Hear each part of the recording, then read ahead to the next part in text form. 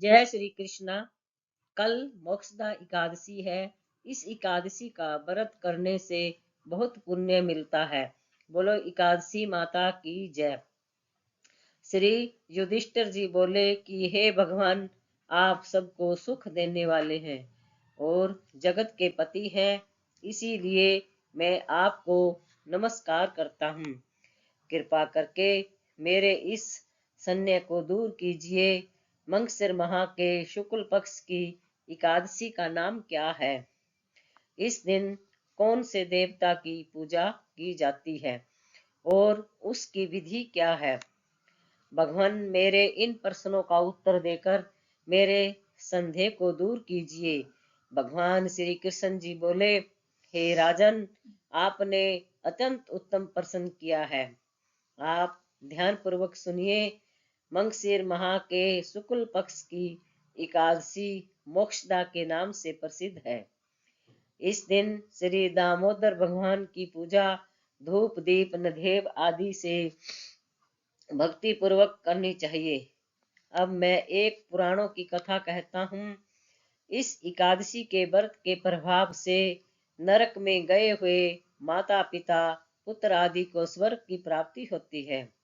और ध्यान पूर्वक सुनिए। प्राचीन गोकुल नगर में विशामख नाम का एक राजा राज्य करता था। उसके राज्य में चारों वेदों के ज्ञाता ब्राह्मण रहते थे।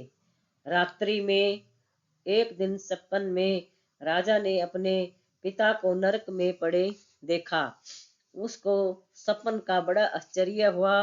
प्रातःकाल होते ही वह ब्राह्मणी के सामने अपनी सब सपन की कथा कहने लगे। ब्राह्मणों, रात्रि में सपने में मैंने अपने पिता को नरक में पड़ा देखा। उन्होंने मुझसे कहा कि हे पुत्र, अब मैं नरक भोग रहा हूँ, मेरी यहाँ से मुक्ति करो। अब मैं क्या करूँ, कहाँ जाऊँ? उस दुख के कारण मेरा शरीर तप रहा है।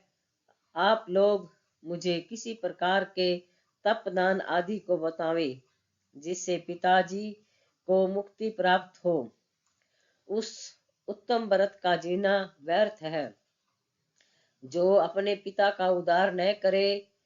राजा के ऐसे वचनों को सुन ब्राह्मण बोले, हे राजन, जहाँ से करीब ही वर्तमान भूत भविष्य का ज्ञाता पर्वत नाम के एक ऋषि का आश्रम है। आप यह सब बातें उनसे जाकर पूछ लीजिए, वे आपको इसकी विधि बता देंगे। राजा ऐसे सुनकर मुनि के आश्रम पर गए। उस समय चारों वेदों के ज्ञाता पर्वत मुनि दूसरे ब्राह्मण के सामने बैठे थे। राजा ने जाकर उनको साष्टांग प्रणाम किया। पर्वत मुनि ने उसे संगोपंग कुशल सेम पूछी। तब राजा बोले, हे देव ऋषि, आपकी कृपा से मेरे राज्य में सब कुशल हैं, परंतु मेरे मन में अशांति रहती है, उसका कुछ उपाय कीजिए।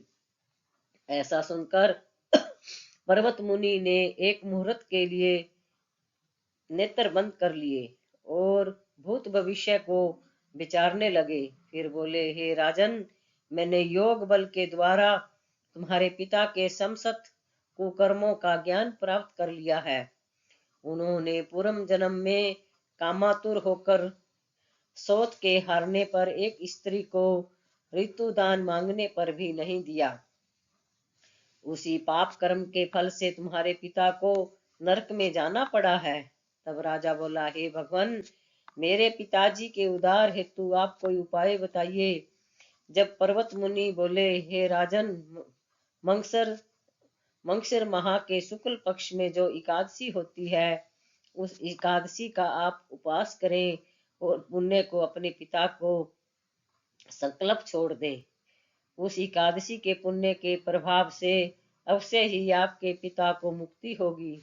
मुनि के वचनों को सुनकर राजा अपने महल को आया